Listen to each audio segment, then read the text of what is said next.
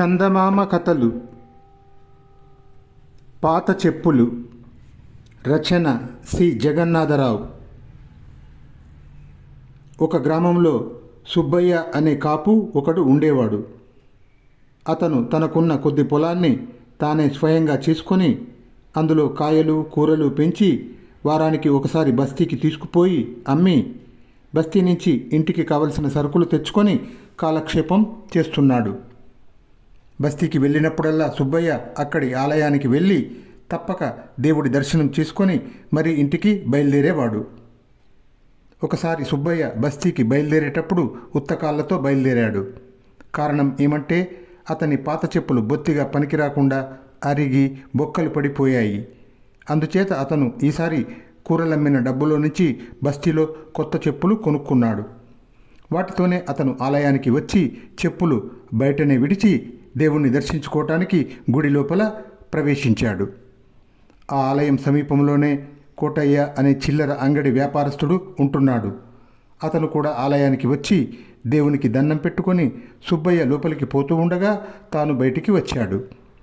ఆలయం వెలుపలికి రాగానే కోటయ్యకు సరికొత్త చెప్పుల జత కనబడింది.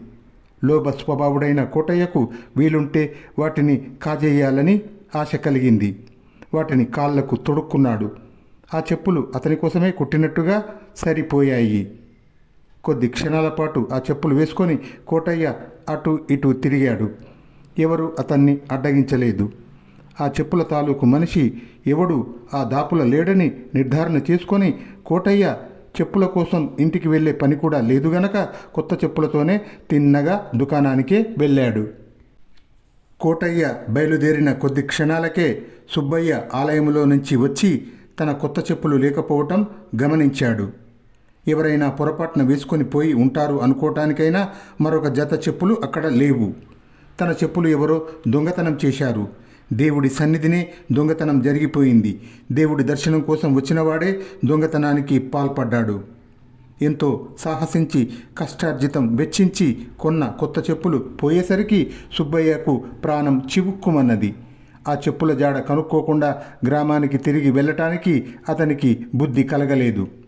అతను వేగంగా నడుచుకుంటూ అంగళ్ళ బజారుకేసి బయలుదేరాడు.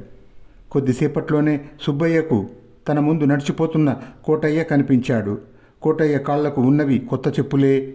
మనిషి కూడా తనకు గుడిలో ఎదురైన మనిషిలాగే ఉన్నట్టు సుబ్బయ్యకు తోచింది. అందుచేత అతను కోటయ్య వెనకనే అతని దుకాణం దాకా వెళ్ళాడు. కోటయ్య దుకాణం ముందు చెప్పులు వదిలి లోపలికి వెళ్ళాడు. అప్పుడు సుబ్బయ్య ఆ చెప్పులను జాగ్రత్తగా పరీక్షించి అవి తన కొత్త చెప్పులే అని రూఢీ చేసుకున్నాడు. ఎందుకంటే కొనకముందే సుబ్బయ్య ఆ చెప్పులను ఎంతోసేపు పరిశీలించి ఉన్నాడు. ఈ లోపల కోటయ్య సుబ్బయ్యను గమనించి, "ఏం కావాలి? మంచి చింతపండు వచ్చింది, తీసుకుంటావా?" అని అడిగాడు. తాను కాజేసిన కొత్త చెప్పులు ఆ మనిషివే అని కోటయ్యకు తెలియదు. "నాకేమీ అక్కర్లేదండి, నా చెప్పుల కోసం వచ్చాను" అన్నాడు సుబ్బయ్య. కోటయ్య గుండె గుబుక్కుమన్నది. కానీ మరుక్షణమే అతను ఈ పల్లెటూరి పేదరైతును బుకాయించడానికి నిశ్చయించుకున్నాడు. ఎందుకంటే చెప్పులు దొంగిలించిన లాభం కంటే ఈ చిన్నకారు మనిషి చేత దొంగ అనిపించుకోవటం వల్ల కలిగే పరువు నష్టం చాలా ఎక్కువ. అందుచేత కోటయ్య గుడ్లు ఉరిమి, "ఏమన్నావురా?" అన్నాడు. సుబ్బయ్య ఏమీ బెదరలేదు. అతను మర్యాదగానే, "మీరు గుడి నుంచి వస్తూ ఏమరపాటున వాటిని తొడుక్కొచ్చి ఉంటారు. నా చెప్పులు నేను తీసుకుపోతా" అంటూ చెప్పుల్లో కాళ్ళు పెట్టబోయాడు. "నీ చెప్పులు నేను కాజేశానంటావా? నాకు దొంగతనం అంటగడతావట్రా? మంచి ఎత్తే వేశావే" అన్నాడు కోటయ్య పెద్దగా గొంతెత్తి. "మీకు దొంగతనం అంటగట్టానా? చెప్పులు నావి అన్నాను" అన్నాడు సుబ్బయ్య. ఆ చెప్పులు తనవని సుబ్బయ్య రుజువు చేసుకోగలడని కోటయ్యకు తోచలేదు. అదిగాక తాను ఆ చెప్పులు సుబ్బయ్యవై ఉంటాయని ఒప్పుకుంటే 10 మంది తిరుగుతున్న చోట తాను దొంగతనం చేసినట్టుగా ఒప్పుకున్నట్టే అవుతుంది. వీధిన వెళ్ళే వాళ్ళు కొందరు ఆగి జరిగేదంతా వింటున్నారు కూడా. "పోరా దొంగ వెధవ" అని కోటయ్య సుబ్బయ్యను దుకాణంలో నుంచి బయటికి గెంటబోయాడు.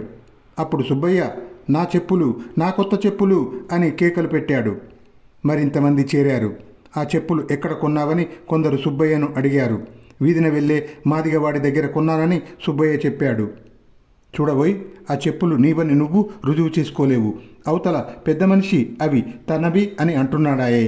అందుచేత ఇది మధ్యవర్తులు పరిష్కరించే విషయం కాదు. న్యాయాధికారి వద్దకు వెళ్ళి ఫిర్యాదు చేయి. ఆ తర్వాత ఏమైతే అదే అవుతుంది అని నలుగురు చేరి సుబ్బయ్యకు సలహా ఇచ్చారు. సుబ్బయ్య ఆ సలహాను అనుసరించి న్యాయాధికారి వద్దకు వెళ్ళి తన కొత్త చెప్పులను ఫలానా కోటయ్య అనే దుకాణదారు కాజేసినట్టు ఫిర్యాదు చేశాడు. న్యాయాధికారి కోటయ్యను చెప్పులతో సహా పిలిపించాడు. చెప్పులు ఇద్దరి కాళ్లకు సమానంగా సరిపోయాయి. ఇద్దరికీ సాక్షులు లేరు. విధవ చెప్పులు కొనటానికి కూడా సాక్షులను పక్కన ఉంచుకోవాలంటే నాలాంటి వ్యాపారస్తుడు బతకగలడా అని కోటయ్య ఎద్దేవాగా మాట్లాడాడు. ఇద్దరిలోనూ ఒకరు దొంగ అన్నది న్యాయాధికారికి రూఢి అయింది. మీరిద్దరూ మీ అరిగిపోయిన పాత చెప్పులు తెస్తే ఈ చెప్పులు ఎవరివి అయినది నేను తీర్పు చెబుతాను అన్నాడు ఆయన. నేను అరిగిపోయిన చెప్పులు ఉంచుకుంటానటండి, వాటిని అప్పుడే ఇలాంటి పేదవాడికి దానం చేశాను అంటూ కోటయ్య సుబ్బయ్యను చూపాడు. సుబ్బయ్య మటుకు నా పాత చెప్పులు రేపు తెచ్చి తమకు చూపిస్తాను, నాకు తమరు న్యాయం చేయాలి, పేదవాణ్ణి అన్నాడు దీనంగా. అలాగే చెయ్యి, నీ పాత చెప్పులే చాలు నిజం తెలుసుకోవటానికి అన్నాడు న్యాయాధికారి. దొంగతనం చేసినది కోటయ్యేనన్న అనుమానం న్యాయాధికారికి అప్పుడే కలిగింది. కోటయ్య పాత చెప్పులు ఏమంత పాతవి కావు, వాటిని ఇంకా చాలా కాలం వాడవచ్చు. వాటిని న్యాయాధికారి చూస్తే ఈ చెప్పులు ఇంకా గట్టిగా ఉండగానే కొత్తవి కొన్నావా అని అడుగుతాడు అనుమానించి. అందుచేత కోటయ్య తన పాత చెప్పులను ఎవరికో ఇచ్చినట్టు బొంకాడు. తన దాతృత్వాన్ని, సుబ్బయ్య పేదతనాన్ని న్యాయాధికారికి ఎత్తి చూపటానికి కూడా అతను ప్రయత్నించాడు. కోటయ్య, సుబ్బయ్య వెళ్ళిపోగానే న్యాయాధికారి కోత్వాలను పిలిపించి, ఫలాని కోటయ్య అనే వ్యాపారస్తుడి వెంట రహస్యంగా ఒక మనిషిని ఉంచండి.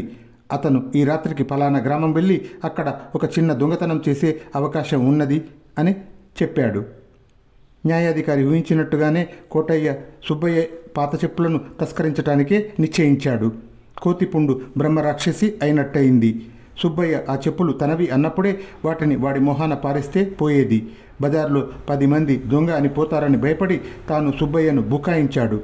రేపు న్యాయస్థానంలో దొంగ అనిపించుకుంటే ఇక ఆ బస్తీలో తనకు మంచి నీరు కూడా పుట్టదు. అందుచేత కోటయ్య ఎంత అవస్థపడి అయినా సరే సుబ్బయ్య పాత చెప్పులు సంగ్రహించదలిచాడు. కోటయ్య సుబ్బయ్య వెనకనే బయలుదేరి చీకటి పడినాక వాళ్ళ గ్రామం చేరుకున్నాడు. సుబ్బయ్య ఇంటి పక్కనే నక్కి లోపల జరిగే సంభాషణ విన్నాడు.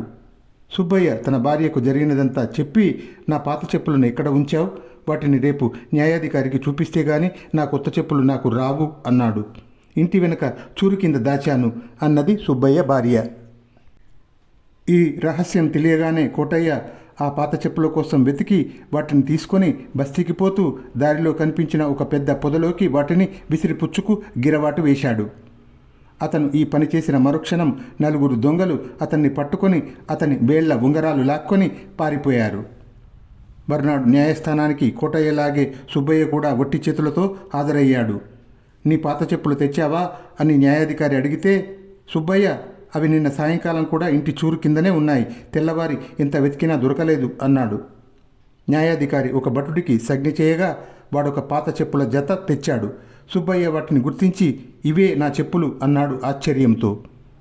వాటిని చూసి తెల్లమొహం వేసిన కోటయ్యతో న్యాయాధికారి, ఈ చెప్పులను ఒక పొదలో పారేసిన మనిషిని దొంగలు నిన్న రాత్రి దోచారు, మీ వస్తువులు ఏమీ పోలేదు కదా అని అడిగాడు. అప్పుడు కోటయ్య మాటలు తడబడుతూ లేదే అన్నాడు. న్యాయాధిపతి ఒక పొట్లంలో నుండి ఉంగరాలు తీసి, ఇవి మీ ఉంగరాల్లాగే ఉన్నాయి, వీటినే దొంగలు పాత చెప్పుల దొంగ నుంచి లాక్కున్నారు అన్నాడు. కోటయ్య దొంగతనం బయటపడిపోయింది. అతను కొత్త చెప్పులు దొంగిలించినందుకు ఒక జరిమానా, పాత చెప్పులు దొంగిలించినందుకు అంతకు రెట్టింపు జరిమానా చెల్లించుకొని చెప్పుల దొంగ అని శాశ్వతమైన కీర్తి తెచ్చుకున్నాడు. సుబ్బయ్య ఎలాగైతేనేం తన కొత్త చెప్పులను తిరిగి సంపాదించుకున్నాడు.